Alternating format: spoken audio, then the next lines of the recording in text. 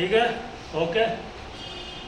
तो जैसा कि लास्ट टाइम पर मैंने आपको बताया था बेटा नॉर्मेलिटी के बारे में कि नॉर्मेलिटी क्या होती है और नॉर्मेलिटी को कैलकुलेट कैसे करते हैं हम लोग, ठीक है। और वहाँ पर मैंने आपको बताया था कि नॉर्मेलिटी में जो एन फैक्टर होता है जिसमें हम लोग एसिड, बेस और साल्ट्स के लिए एन फैक्टर कैलकुलेट कर सकते हैं। तो एक बार फिर से हम नॉर्मेलिटी का फार्मूला लिखते हैं और वो एन फैक्टर कैलकुलेट करना आपको बताते हैं, है ना, कैसे एन फैक्टर कैलकुलेट करते हैं। जैसा कि मैंने आपको बताया था कि नॉर्मेलिटी होता क्या है। तो नॉर्मेलिटी जो होता है, ठीक है, नॉर्मेलिटी जिसको हम लोग कैपिटल एन से डिनोट करते हैं और वो होता है number of gram equivalence, number of gram equivalence divide by volume of solution, volume of solution. तो ये मैंने बताया था नॉर्मेलिटी होता है, नॉर्मेलिटी का ये फार्मूला है। और वॉल्यूम ऑफ सॉल्यूशन जो यूज़ करेंगे ऑलवेज इन लीटर, हम लोग लीटर में यूज़ करते हैं, ठीक है। तो मैंने बताया नॉर्मेलिटी को अगर हम लोग थोड़ा लिखे सिंबल फॉर्म में तो इसको बोल सकते हैं नंबर ऑफ ग्राम इक्विवेलेंस। मैंने कहा था ग्राम इक्विवेलेंस वो होता है जैसे कि आप नंबर ऑफ मोल्स कैलकुलेट करते हो, तो यहाँ नंबर ऑफ मोल्स ना करके हम लोग नंबर ऑफ ग्राम इक्विवेलेंस में स्टडी करते हैं, है ना, क्योंकि यहाँ पर हमको एसिड बेस साल्ट आते हैं तो उनकी थोड़ी स्टडी अच्छे से हो पाए तो हम लोग वर्ड यूज़ करते हैं number of gram equivalent divide by value. और वैल्यू हमेशा किस में लेते हैं, लीटर में लेते हैं। ये हमारा फार्मूला नॉर्मेलिटी का, ठीक है। अब नंबर ऑफ ग्राम इक्विवेलेंस क्या होता था तो मैंने आपको बताया था नंबर ऑफ ग्राम इक्विवेलेंस जो आपका होता है वो होता है given mass divide by equivalent मास। तो अगर इसको थोड़ा ब्रेक करके लिखते हैं तो हम लोग क्या लिखते थे, इसको हम लोग लिखते थे नंबर ऑफ ग्राम इक्विवेलेंस को given mass small w into 1000 sir क्यों लिया, 1000 इसलिए लिया क्योंकि क्वेश्चन में अगर वैल्यू मिलीलीटर में गिवन है तो लीटर में कन्वर्ट करना है तो उसको 1000 से डिवाइड करेंगे, वो 1000 ऊपर आ जाएगा, उसको यहाँ लिख दिए। नंबर ऑफ ग्राम इक्विवेलेंस क्या होता है, given mass divide by equivalent mass, और equivalent mass into volume in, अब ये ml में हो जाएगा। अगर क्वेश्चन में ml में गिवन है तो लीटर में उसको इस तरीके से लिखते हैं। तो ये हो जाता है हमारा नॉर्मेलिटी का एक फार्मूला हो, ठीक है। नॉर्मेलिटी याद करो, जो मैंने आपको मोलैरिटी बताया था, मोलैरिटी क्या बताया था, याद करो मोलैरिटी इज इक्वल टू क्या होता है, मोलैरिटी होता है given mass into 1000 divide by क्या होता है, मोलर मास इनटू वॉल्यूम।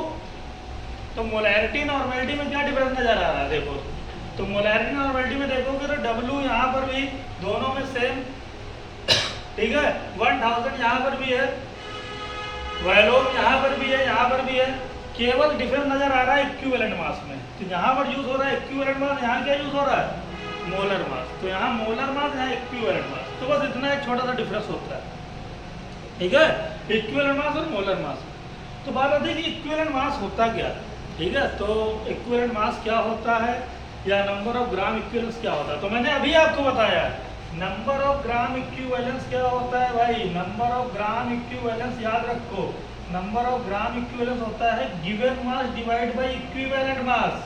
जैसे याद करो मैंने आपको पढ़ाया है number of moles, number of moles पढ़ाया है ना, नंबर ऑफ मोल्स हम क्या बताते थे भाई, नंबर ऑफ मोल्स बताते थे given mass divide by molar mass, ठीक है। तो नंबर ऑफ मोल्स हम लोग कैलकुलेट करते हैं तो कहते हैं given mass divide by molar mass, और जब भी number of gram equivalence calculate करेंगे तो given mass divide by equivalent मास, बस यहाँ मोलर मास है इक्विवेलेंट मास ये आता है। तो फिर आपके दिमाग में ये आया कि सर इक्विवेलेंट मास कैसे कैलकुलेट करते हैं, इक्विवेलेंट मास जो इसको कैसे कैलकुलेट करते हैं, तो इक्विवेलेंट मास भी कैलकुलेट कर सकते हैं। इक्विवेलेंट मास जो हमारा होता है E, वो जो होता है वो होता है मोलर मास, ये जो molar mass divide by n factor, n factor.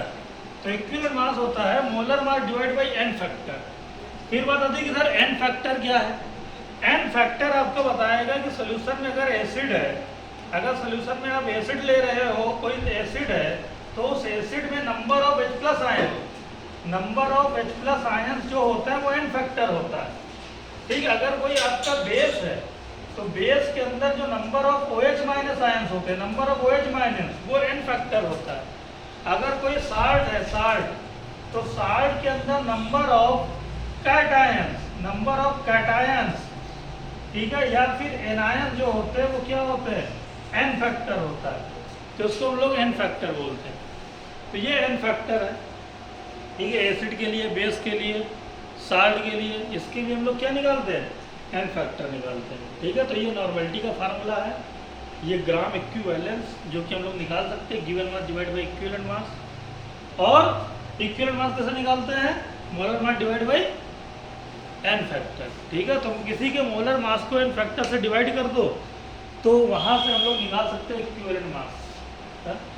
मतलब मैंने क्यों बोला H प्लस OH माइनस, क्योंकि भाई आप जानते हो एसिड के लिए क्या होता है, एसिड की पहचान क्या होती है, उसमें present number of H plus ion, अगर कहीं पर H प्लस है मतलब वो एसिड है, और अगर कहीं पर OH माइनस है यानी उसका क्या मतलब वो क्या है, बेस है, और अगर कहीं पर H प्लस OH माइनस नहीं है यानी पॉजिटिव निगेटिव चार्ज है, तो वो क्या है, आपके कैटायंस है या फिर एनायंस है, ठीक है। तो मैं एक तरीका आपको बता देता हूँ निकालने का तरीका, number of gram equivalent mass निकालने की बात मैं आपको बता देता हूँ।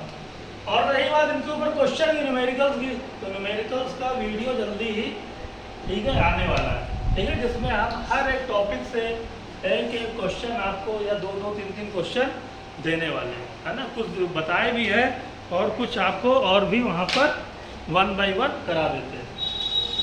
तो इसके बाद में क्या है, अगर हम लोग बात करते हैं यहाँ पर इक्विवेलेंट मास की, तो देखो इक्विवेलेंट मास मैंने क्या बताया, equivalent mass is equal to molar mass divide by n factor, ऐसे निकालते हैं हम लोग इक्विवेलेंट मास।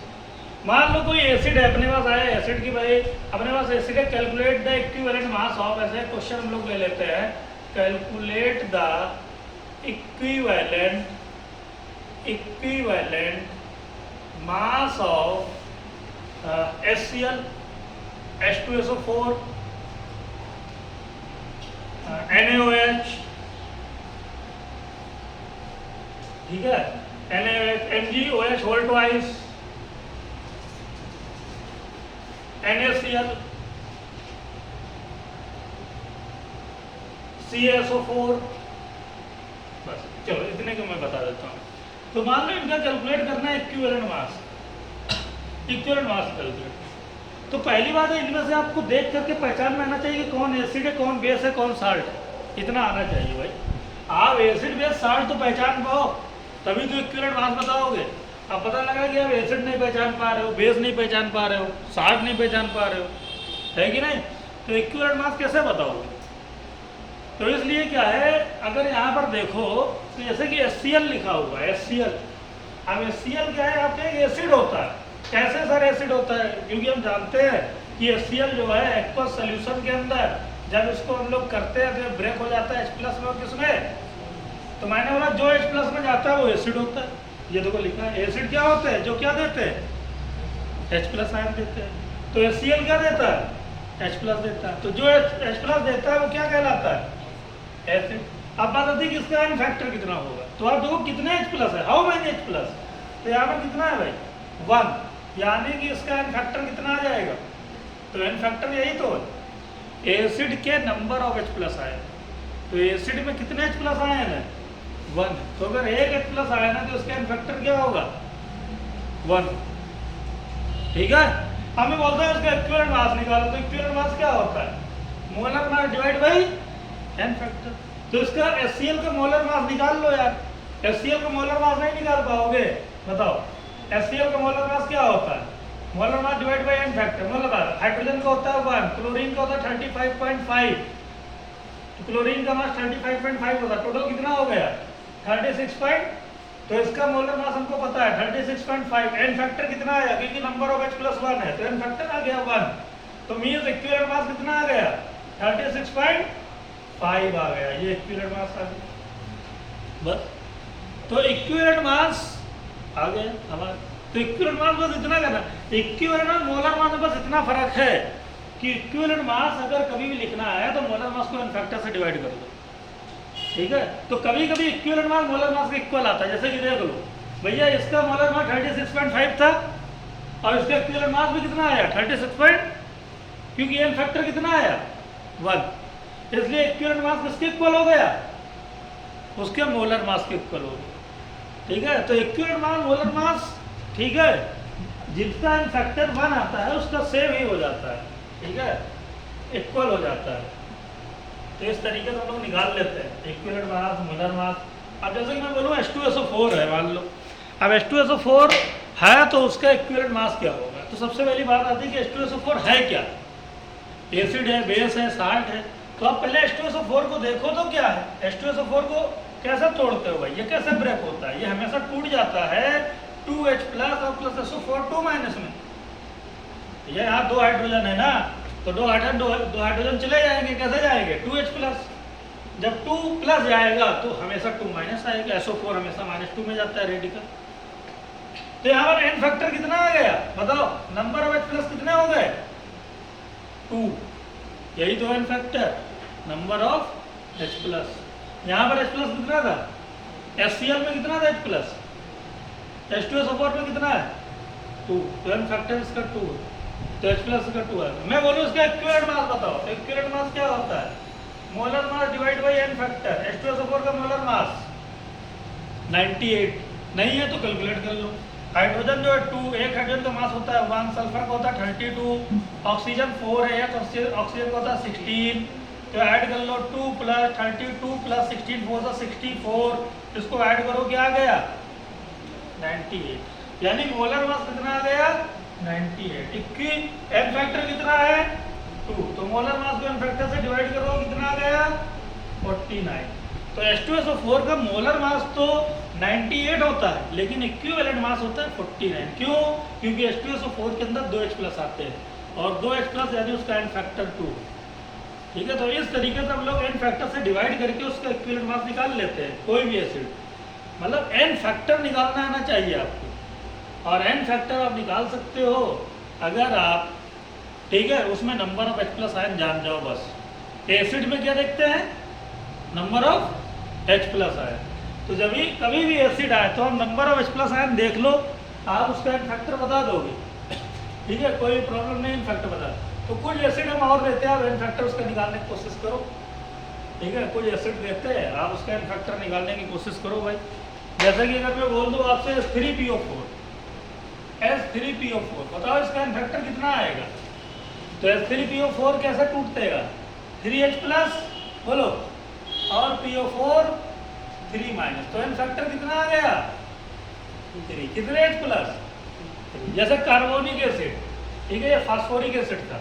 कार्बोनिक एसिड क्या होता है H2CO3, ठीक है, H2CO3 कैसे टूटता है, कैसे टूटता है 2H plus plus CO3 2 minus, n factor कितना आ गया जल्दी बताओ, कितने H plus 2H plus, n factor 2।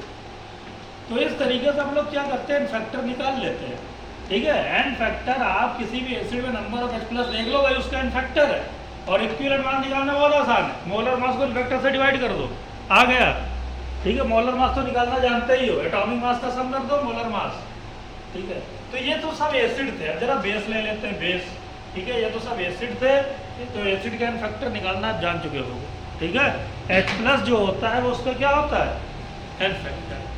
ठीक है, तो बेस के केस में क्या होता है भाई, बेस के केस में बेस की पहचान क्या है, बेस की पहचान है number of OH minus ions, यानी OH माइनस आयंस ही बेस की पहचान है। जैसे कि कौन बेस है, मान लो NaOH है, अब आपसे बोला जाए NaOH एसिड है कि बेस है, तो आप क्या करोगे, हमेशा OH माइनस बाहर कर दोगे। तो NaOH कैसे टूटते हैं, OH हमेशा ऐसे जाता है माइनस में, OH कैसे जाता है, अगर एक माइनस में जाएगा तो दूसरा वाला प्लस में जाएगा, और मेटल तो हमेशा प्लस में जाते हैं, सोडियम मेटल है Na plus, metal OH minus. अगर कोई OH माइनस दे रहा है यानी वो क्या है बेस, जो H प्लस दे रहा है वो क्या है एसिड, तो ये बेस है। और बेस का n फैक्टर क्या होता है जल्दी बताओ, यहाँ पर कितना OH माइनस आया है भाई, कितना है, एक ही तो है, तो n फैक्टर कितना हो जाएगा। अगर मैंने मान लो ये लिखा KOH, तो बताओ n फैक्टर क्या होगा जल्दी बताओ, KOH कैसे टूटता है, मैंने बोला हमेशा OH माइनस निकाल दिया करो, फिर जो बचे उसको लिख दिया करो K प्लस, तो n फैक्टर कितना हो गया 1 हो गया। जैसा मैंने बोला कि भैया MgOH होल ट्वाइस, इसका बताओ n फैक्टर, तो यहाँ पर OH कितना है देख लो 2 है, तो 2 निकाल दो, 2OH माइनस। आप आगे वाला लिखो या ना लिखो कोई मतलब ही नहीं था, आपको तो एन फैक्टर चाहिए, ठीक है, लेकिन कर लो यार। 2OH निकलेगा तो मैग्नीशियम के ऊपर 2 प्लस आएगा। भाई जितने माइनस जाएंगे उतने प्लस आएंगे, न्यूट्रल होना चाहिए। तो एन फैक्टर कितना आ जाएगा इसका, एन फैक्टर 2 हो जाएगा, कोई प्रॉब्लम नहीं। जैसे मान लो लिखा हुआ है AlOH whole thrice, AlOH whole thrice, तो कितने OH निकलेंगे, 3 OH है, कितना निकलेंगे, 3OH माइनस निकलेंगे। तो जब 3 माइनस जाएगा तो एलिमेंट के ऊपर कितना 4, 3 प्लस, तो एन फैक्टर क्या हो जाएगा इसका, एन फैक्टर 3 आ जाएगा। तो ये एन फैक्टर ऑफ बेस का है। बेस के एन फैक्टर के लिए number of OH minus ion, जितने ज्यादा OH माइनस आयन उतना उसका एन फैक्टर। एसिड के लिए number of H plus ion, तो एसिड की पहचान होती है H प्लस, बेस की पहचान होती है OH माइनस, ठीक है। तो एन फैक्टर निकालना है। मान लो उसने बोला कि NaOH का इक्विवेलेंट मास बताओ, तो कैसे बताओगे, equivalent mass is equal to molar mass divide by n factor. अब इसका इक्विवेलेंट मास क्या हो, इसका मोलर मास कितना होता है बताओ। सोडियम का होता है 23, ऑक्सीजन का होता है 16, हाइड्रोजन का 1, टोटल कितना हो गया 40। 40 डिवाइड बाई एन फैक्टर कितना आया 1, 40 डिवाइड बाई 1 कितना आ गया, जल्दी बताओ 40। यानी इसका जो मोलर मास है सेम इसका क्या है, इक्विवेलेंट मास, क्योंकि एन फैक्टर 1 है। जब एन फैक्टर 1 होता है तो molar mass equivalent mass same हो जाता है, ठीक है। अगर 1 नहीं है, 2 है, 3 है, तो हमको डिवाइड करना पड़ेगा, ठीक है। हाँ, तो इस तरीके निकाल सकते हैं। तो इस तरीके से हम लोग एसिड और बेस का इक्विवेलेंट मास भी निकाल सकते हैं, और हम लोग क्या कर सकते हैं, उसके एन फैक्टर भी कैलकुलेट कर सकते हैं, ठीक है, एन फैक्टर भी निकाल सकते हैं। इसके बाद में जो नेक्स्ट आता है साल्ट का। साल्ट का कैसे निकालते हैं। अब साल्ट में तो H प्लस होता नहीं है, ना तो OH माइनस होता है, तो उसका कैसे निकालेंगे एन फैक्टर। बात ये आती है, एसिड का तो समझ में आया, नंबर ऑफ H प्लस देखा, एन फैक्टर बताया। बेस का भी हमको समझ में आया, नंबर ऑफ क्या देखा, OH माइनस आया, और क्या बताया, एन फैक्टर बताया। लेकिन साल्ट में कैसे बताओगे, साल्ट कैसे बनते हैं, एसिड प्लस बेस से। भाई साल्ट कैसे बनता है, मान लो एक एसिड है HCl, ये हमारा एक एसिड है, इसकी रिएक्शन किससे करा दिए, बेस से। न्यूट्रलाइजेशन रिएक्शन पढ़ी होगी बचपन में, ठीक है, एसिड बेस रिएक्शन। जैसे ही एसिड बेस रिएक्शन होती है पानी निकल जाता है H2O, ये वो H2O निकल गया और NaCl के साथ कंबाइन हो जाता है, तो क्या बन जाएगा, NaCl प्लस क्या निकल गया, वाटर H2O। तो ये एसिड ये बेस ये जो बनता है ना, यही तो साल्ट होता है, साल्ट, इसी को तो हम लोग साल्ट कहते हैं, ठीक है।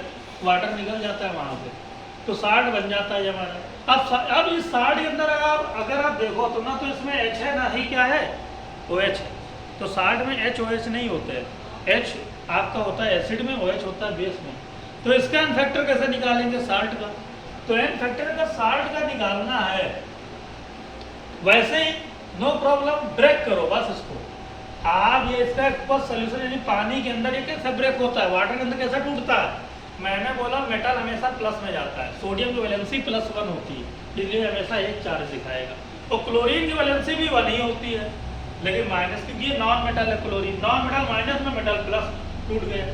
एन फैक्टर क्या हो जाएगा बताओ, एन फैक्टर मैंने बताया था, इसको बोलते हैं कैटायन। जिसके ऊपर पॉजिटिव चार्ज होता है उसको क्या बोलते हैं, और जिसके ऊपर निगेटिव चार्ज होता है उसको क्या बोलते हैं, एनायन बोलते हैं, ठीक है। तो आप चेक कर लो भाई कितने कैटायन है, 1, या फिर आप देख लो कितने एनायन है, कितना है, दोनों हमेशा बराबर होंगे। आप किसी को भी लो, किसी एक को देखो, चाहे इसको देखो या इसको देखो, जैसे हम कैटायन देख रहे हैं, तो कितना कैटायन, 1 कैटायन, तो एन फैक्टर क्या हो जाएगा, 1 हो जाएगा, ठीक है। तो इस तरीके से एन फैक्टर हम लोग बता सकते हैं, ठीक है। और 2-4 कर लेते हैं हम लोग एन फैक्टर के लिए, 2-4 और कर लेते हैं हम लोग एन फैक्टर के लिए,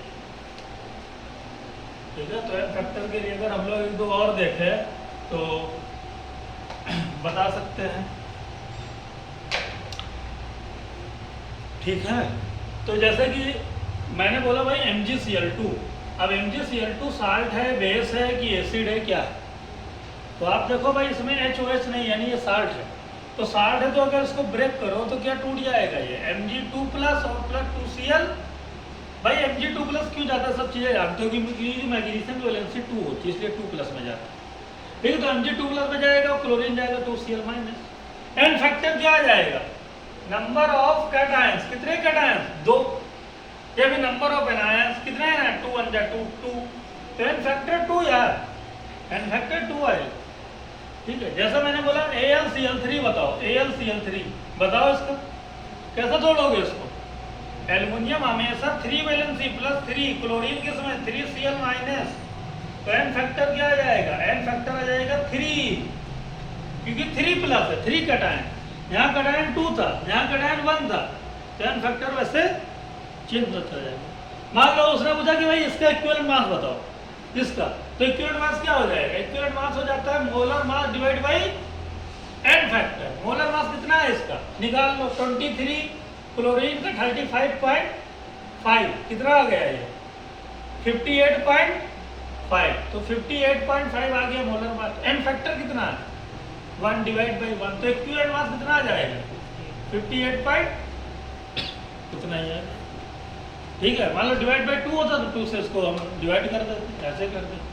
चलो जैसे अगर पूछा जाए कि भाई इसका बताओ n factor, Al2SO4 whole thrice n factor, तो इसको ब्रेक करना आना चाहिए। Al2SO4 होल थ्राइस कैसे ब्रेक करेंगे, एल्युमिनियम हमेशा 3 प्लस में जाता है, कितने एल्युमिनियम है 2, तो आप क्या लिखोगे 2Al3 प्लस और प्लस SO4 कैसे जाएगा 3SO4 2 माइनस, n फैक्टर कितना आ जाएगा जल्दी बताओ, 3 प्लस ये आगे 2, 2 3 जा कितना हो जाएगा 6, तो n फैक्टर कितना आ गया 6। चाहे आप यहाँ देखो यहाँ देखो 2 और यहाँ 3, 3 2 जा कितना बराबर, चाहे कैटायन देखो या एनायन देखो n फैक्टर सेम आए, तो उसका n फैक्टर 6 आता है। ठीक है, तो इस तरीके से हम लोग n फैक्टर साइड का भी निकाल लेते हैं। ठीक है, ऐसे क्यों निकाल, मान लो एक और हम बता देते हैं, मान लो लिखा हुआ है K4FeCl6, K4FeCl6, अब इसको ब्रेक करो यार, तो ये कभी भी कैसे ब्रेक होता है, ब्रेक होता है 4K प्लस FeCl6 4 माइनस, अब n फैक्टर कितना आ जाएगा, n फैक्टर तो कितना है प्लस है 4, तो n फैक्टर क्या आ गया इसका 4, तो n फैक्टर 4 हो जाएगा। तो इस तरीके से हम लोग n फैक्टर निकाल सकते हैं। ठीक है, और इक्विवेलेंट मास बता सकते हैं, मोलर मास को डिवाइड कर दो n फैक्टर से। ठीक है, तो ये नॉर्मेलिटी में काफ़ी मतलब इम्पोर्टेंट कह सकते हो कि ये होता है पार्ट, n फैक्टर निकालना, इक्विवेलेंट मास निकालना, तभी आप नॉर्मेलिटी के क्वेश्चन कर सकते हो। ठीक है, तो क्या है नॉर्मेलिटी के क्वेश्चन हम लेकर के आएंगे स्पेशली, और वो क्वेश्चन आपको बताएंगे। ठीक है, कि कैसे उनको डील किया जाता है, कैसे सॉल्व किया जाता है, और एक एक क्वेश्चन हम लोग क्या करेंगे वहाँ पे सॉल्व करेंगे। तब तक के लिए आप क्या करो, इसको रिवाइज करो। ठीक है, और फिर हम मिलते हैं नेक्स्ट लेक्चर में।